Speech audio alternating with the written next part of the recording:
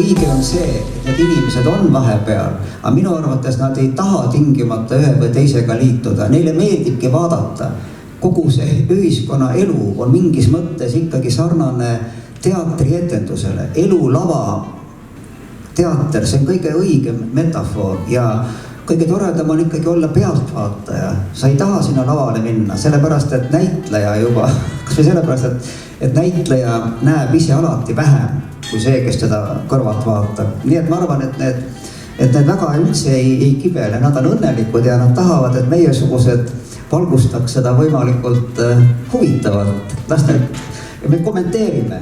Me oleme nagu need, kes on, jah, kui on jalgpallimatš, siis on ju, keegi kommenteerib seda ja vaataja kuuleb seda kommentaari ka ja vaatab seda mängu ja ta tahab, et mäng oleks põnev ja ka kommentaar oleks vaimukas ja huvitav. On uhke tunne ka või? Loomulikult, kuidas teisiti. Aga millest uhke? Sellepärast, et ma sain sõna sekka öelda Eesti riigi olukorra kohta, millele meil on loota, mida me peame tegema, kuidas jääda rahvusriigina kestma, nii et me oma šansse maha ei mängiks, et me ei laseks ennast mutta tampida, samal ajal, et me ei mõjuks niimoodi nagu mingisugune kasvatamatu ilma lastetoata inimene, kes on teistele nuhtluseks ja keda ainult sallitakse. Ma toodan selle raamatu kaudu natukene näidata, süstida inimestesse mõtted, kuidas tuleb olla väike, aga väärikas, teada oma kohta, aga mitte latti alla lasta. See on ainus võimalus. Ega see mitte lahendusi ei anna?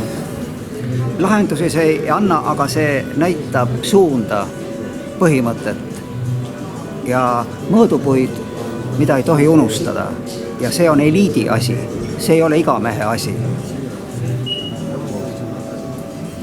No aga siis peaks eliit seda lugema ka? Ta teeb seda kindlasti. Näiteks on seal raamatus üks peatükk, mille nimi ongi Eurosaadiku õhtupalve, kus peategelane, kes tahab ajada Eesti asja Euroopas, ta palub saatust, et see annaks talle meelekindlust ja äratundmist, kuidas just niimoodi käituda. Et sinust lugu peetakse, et sind tahetakse aidata.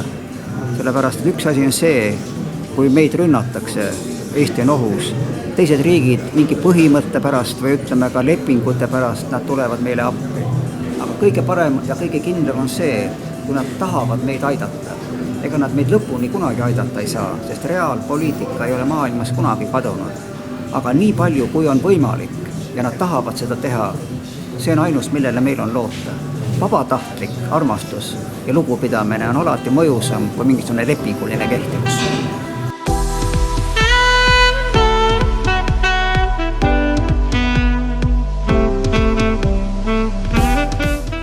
Ma lugesin seda raamatut, ma lugesin Eesti ümberlõikajad, mis on selle raamatule eelnev teos.